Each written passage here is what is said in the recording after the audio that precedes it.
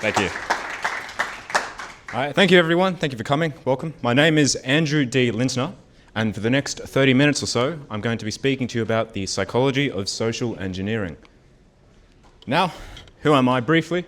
I'm a third-year psychology student at Macquarie University. I'm primarily interested in personality, the dark triad, and psychometrics. I'm a classically trained pianist, as you mentioned. I've been learning for the last 15 years. I'm currently studying for my AMOS A diploma, and I'm an avid driving and motorsports enthusiast. Now, our agenda for today is as follows. We're first going to define social engineering, so we know what we are talking about. We're then going to look at 5 key established methods within cybersecurity. Following this, we will look at the bio and psychophysiological mechanisms which underpin these methods. And finally, we will look at social engineering in everyday life. I do also have some key takeaways for you all, which I would like you to keep in mind throughout this talk. In essence, attempts are made to socially engineer you for someone's gain all of the time. By the end of this talk, I would like you to be able to recognize when this happens, recognize how this happens, and recognize who benefits. From all of this, you will be able to infer, and we'll speak directly to this as well, how you can leverage these same tools and mechanisms for your own gain. Now, sociologically speaking, social engineering is the top-down control and manipulation of societies by a centralized force. Now, when I was writing this talk originally, I was going to speak to you about the capital gains tax and how those policies have engineered Australian society to treat housing as an investment. There are downsides to this. Housing is an asset which does not produce anything, unlike businesses. However, given recent events, I thought it more pertinent and beneficial for us to approach these events from a psychological perspective, from that of someone who is a social engineer. As a cohort, we have been primed with anti-fascist and anti-Nazi education throughout our life and schooling. The topic is extremely emotionally charged, and this is aided by cultural and historical works. The painting of moderate political figures in extremist colours radicalizes the population and implicitly normalizes and desensitizes us to extremist positions and responses. This shifts what's called the Overton window. This is the realm of plausible and acceptable political discussion and action. Algorithms, unfortunately, amplify controversial and incendiary content. This consistent extreme speech shifts the Overton window, and this has culminated in assassination attempts on presidential candidates and successful ones on politicians and media figures. This is social engineering at work at the societal level. This is framing what we think and believe, and it reshapes over time what is and isn't acceptable.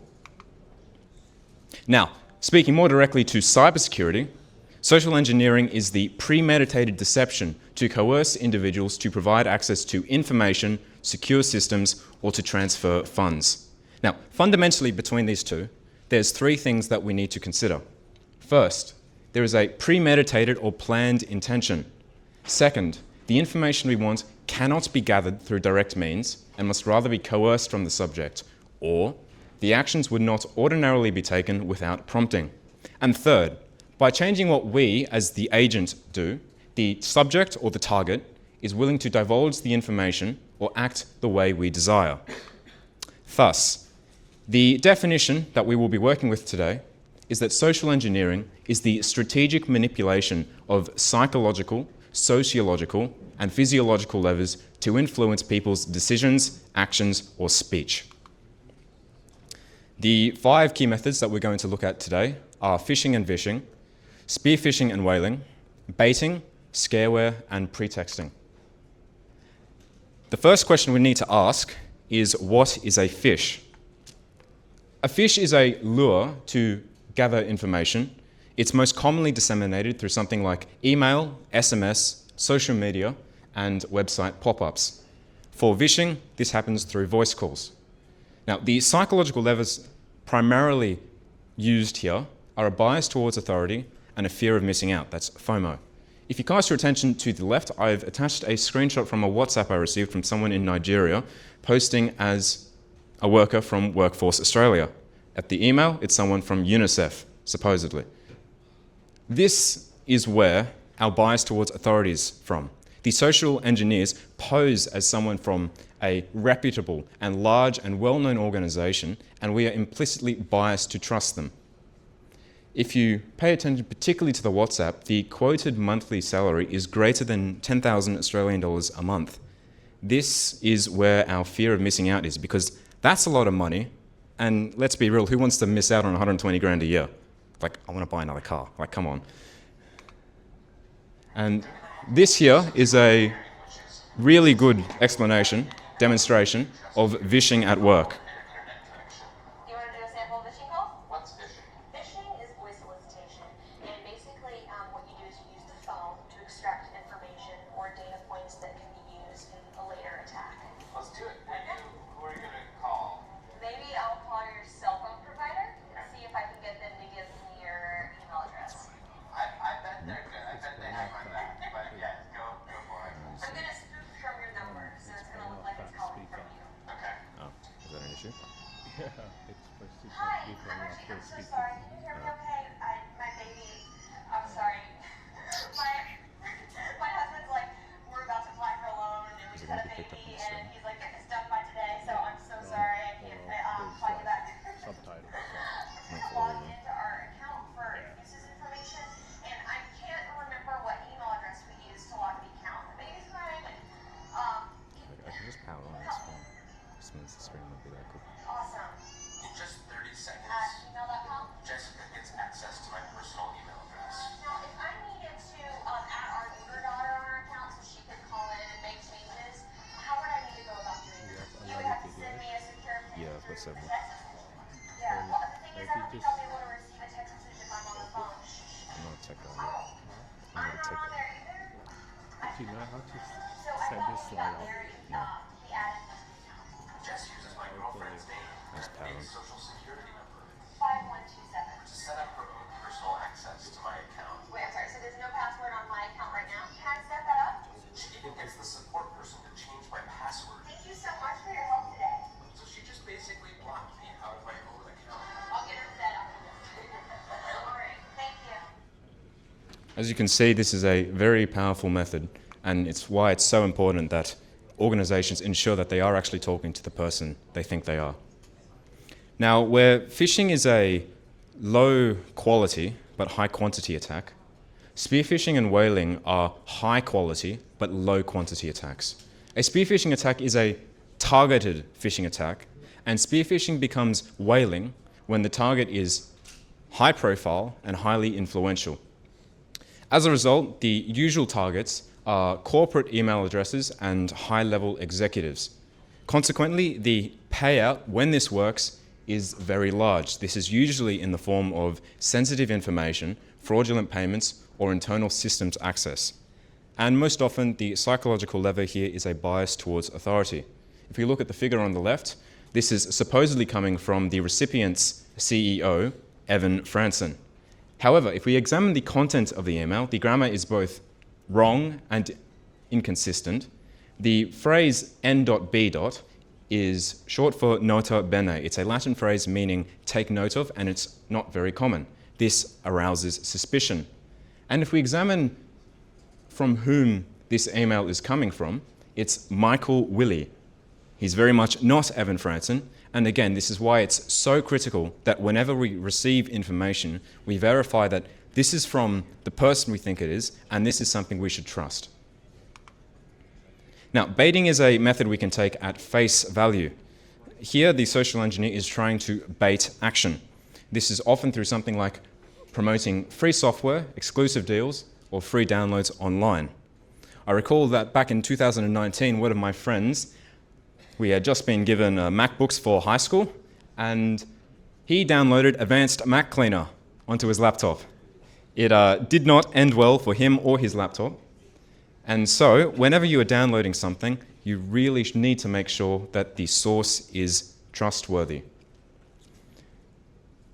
The other way, apart from potentially downloading spyware or malware, is that social engineers will bait account creation. They do this in the hopes that you reuse your password. Again, this is why it is very important that you use a password manager like Bitwarden and you randomly generate your passwords. This prevents if one password is compromised, whether it's you inputting it to an untrustworthy source or it's a database leak, that your entire system is not compromised. Now, the psychological levers primarily used online are a fear of missing out, free software, exclusive deals, this should be clear. Now, in the embodied or the physical sense of baiting, this is something like leaving USB devices out in the open, in a cafe, say. Why? Because people are curious. And again, don't put a random USB device into your laptop because you might install a rat. Now, scareware is a bit more of a dramatic method, and I'm going to play the video first. Your computer has been locked up. Your IP address was used without your knowledge or consent to visit websites that contains identity theft virus. To unlock the computer, please call support immediately. In short, what the social engineer here is saying to the target is that you have a catastrophic issue and we can help you right now. This is almost exclusively through pop-ups, and the psychological levers here are fear, urgency, and authority. And I'll explain why this is the case in a little bit. Pretexting is a very interesting method and it requires a lot more background work. Here, the social engineer is providing information about the target to the target. This is to present themselves as someone who is authoritative and someone who is trustworthy. This usually happens through direct messaging or voice calls. The psychological levers are fear, urgency, authority, and relief or trust. And I'm going to play a clip from Mr. Robot.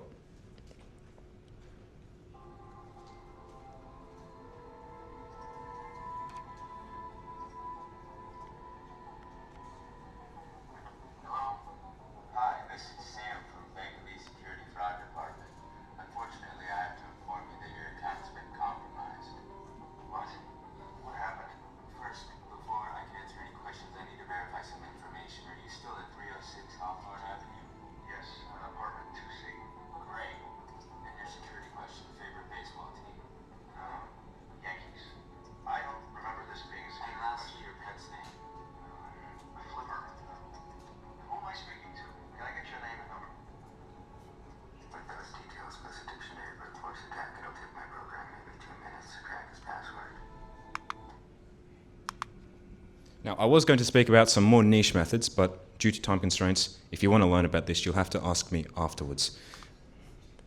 Now, fundamentally, what the social engineer is doing is he is abusing the human nature to be goal-orientated. And I'm going to explain this with two physiological methods. Right? The first is to do with movements of the eye. So those of you familiar with the anatomy of the eye, this won't be that new to you. In short, the eye receives information when it is fixated on a target. If a new target arises, its movement in our periphery vision, or the target moves out of our fixation into the periphery, the brain using the periphery vision calculates how much the eye needs to move. It sends this impulse to the associated muscles, and the eye moves accordingly. This movement is called a saccade, and it is ballistic. By this I mean, once the impulse has been sent, you cannot change it, you cannot alter it, and you cannot halt it. The other thing to keep in mind is that saccades are reflexive. And in the case of scareware or phishing, or particularly scareware, this is why pop-ups are so frequently used, because they automatically and they reflexively draw the target's attention. Now, mirror neurons are another interesting example. They are a neuron which fires both when we see an action and when we recreate it ourselves. They are used extensively by infants in learning, and this is why for those of you who are parents or wish to be parents in the future, if your child injures themselves minorly doing something, you don't want to react with great emotion, great affect, and drama. The reason for that is the child looks at the parent to figure out what's going on, how do I react, what do I do? And if you react with disproportionate and great drama, the child reacts accordingly, and this is neither good nor helpful. Adults use this same mechanism, and when we see particularly strong emotions in someone's face, we start to feel them ourselves. This is an ad that the Australian government put out about 4 years ago, I believe in July. This was to encourage people to get the COVID-19 shot, and it is a bit confronting. This one.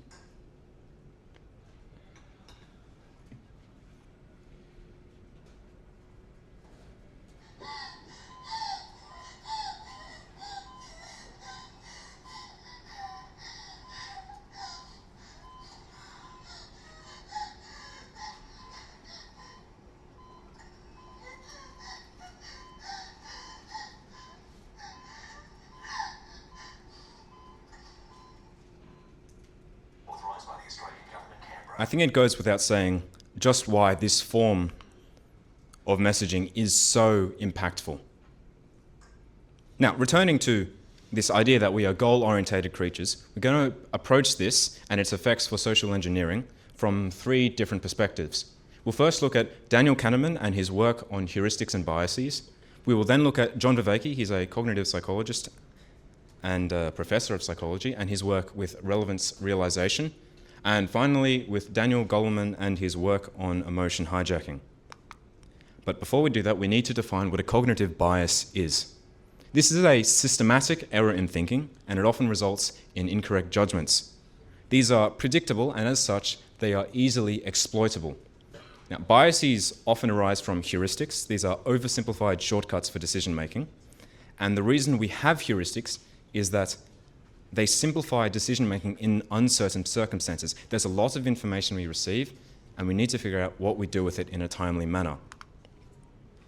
Now, Daniel Kahneman and Amos Tversky have done extensive research in this field. They discovered, or they coined, 3 primary or fundamental heuristics which we use.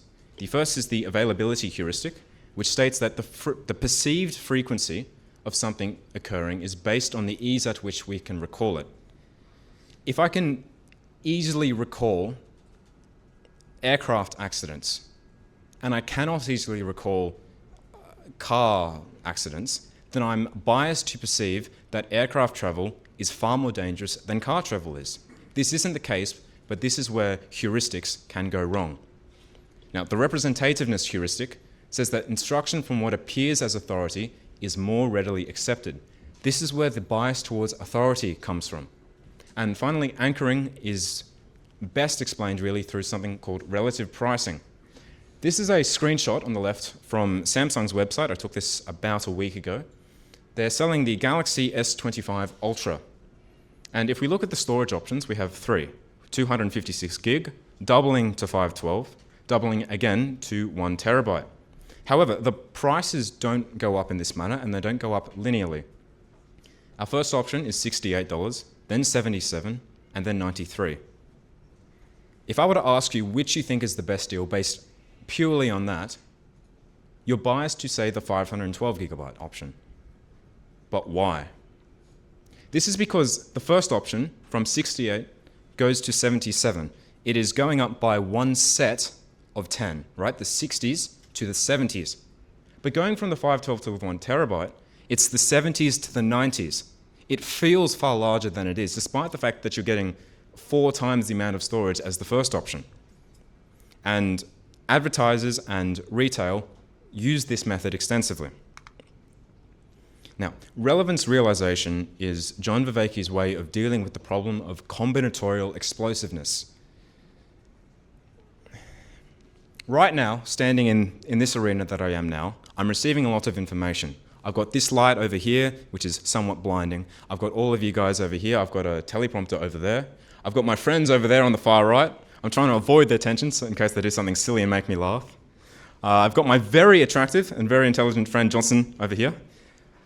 Ladies, I would recommend hitting him up while you still can. It's a dying commodity. But I digress, right? The point is there's so much information which I'm receiving right now, and almost none of it is relevant. What relevance realization does is it's a contextually dependent, goal-orientated, and adaptive mechanism which helps us determine what is salient for decision-making.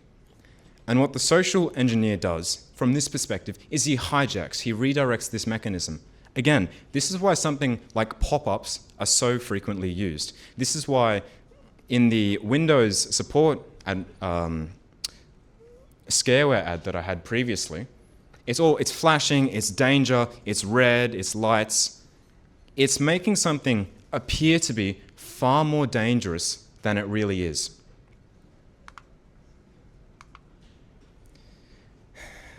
In 1996, Daniel Goleman released a book called Emotional Intelligence and Why It Can Be More Important Than IQ.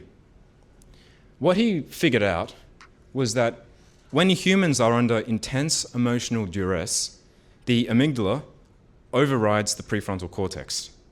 In more simple terms, when we experience strong emotions, we don't think clearly, right? We react reflexively. And so what the social engineer will do is he will try to incite strong emotions so that we act reflexively, so we don't think, so we don't critique, hey, is this information correct? Should I trust this source? Is this a warning that, hey, something's not right? Now, all of these methods are used in one form or another by advertisers. This is a more simple example. For the Heinz ad, we've got this vector line, these chips, leading up to our focal point, the Heinz tomato ketchup bottle. On the bottom, we have the Coke bottles. It's a dark amber on white. This is contrast. And then again, it's white names on red. This draws our attention. But how do advertisers and engineers sell us something that we can't interact with, like soap or perfume, or just something we don't necessarily want? To do this, they show us lifestyle, they show us pleasure, they show us scarcity, they show us something that is attractive, and they use these points as the selling points of the product. Brutes were the first to use this method well, I believe in the 60s or the 80s. They were a men's cologne, but more recently Old Spice released this ad and it was very, very effective. I know because I have a bottle of this at home. Hello, ladies. Look at your man. Now back to me. Now back at your man. Now back to me. Sadly, he isn't me. But if he stopped using lady-scented body wash and switched to Old Spice, he could smell like he's me. Look down. Back up. Where are you? You're on a boat. The man your man could smell it. What's in your hand? Back at me. I am. It's an oyster with 2 tickets to that thing you love. Look again. The tickets are now diamond. Anything is possible when your man smells like Old Spice and not a lady. I'm on a horse. They're not selling the perfume here, right? They're selling the sexy black man. They're selling the diamonds. They're selling the tickets to a Taylor Swift concert. The other way which advertisers can get and keep our attention, can live rent-free in our mind, is through shock value. American Eagle did a collaboration with Sydney Sweeney a month and a half or 2 months ago. This was a blonde-haired, blue-eyed, very attractive white woman talking about her jeans with a G to sell her jeans with a J. The double entendre was clear. The media harped onto this immediately, claiming criticisms of this is Nazism and eugenics are arisen again. But there is a knock-on effect to this. When things are forbidden or transgressive, in a way they become desirable. This polarization as well draws attention. Controversy is memorable. And all of that media coverage is an advertiser's wet dream. It's free exposure. Genes are passed down from parents to offspring, often determining traits like hair color, personality, and even eye color. My genes are blue. Sydney Sweeney has great genes. This ad was very effective, and it's pertinent to mention American Eagle sales were boosted by 10% thanks to this set of ads. That's not a marginal improvement at all. So how can we then use this for ourselves? This is something called self-curation. It's an embodied form of advertisement. You can almost think of yourself, rather cynically, as a product or a commodity which is to be marketed, advertised, and sold. In the physical, in the real, so to speak, world, You want to smell well. You want to dress well. You want to look competent. You want to look like you know what you're doing. You want to be desirable. You want to be socially acceptable. These are all things which we need to keep in mind if it's a first date or if it's a job interview. Online, however, this is something which can be easily abused. This happens with social media, and it's particularly pertinent with dating apps. You can hide your red flags, of course, but critically, you can choose who you want to be on a dating app. You can choose if you want to be the avid scholar, or you can choose to be the adventurous hiker, and so on and so forth, irrespective of whether you are or not. But returning more to cybersecurity, all of these advertising methods, whether it's color, it's contrast, it's vector lines, you can use this with your portfolio or your developer or technical log. Some of you will have websites which showcase all of the work you've done, whether you're editors or programmers. You can use all of these methods to market yourself as someone people want to hire. And so, in summary, attempts are made to socially engineer you for someone's game. This happens all of the time. This happens through social media, it happens through marketing, it happens through social interactions. And this benefits someone. And hopefully, having finished this talk, you are now able to ensure that it does not come at your expense. And additionally, that you can lever these same tools and mechanisms for your own gain. Thank you very much.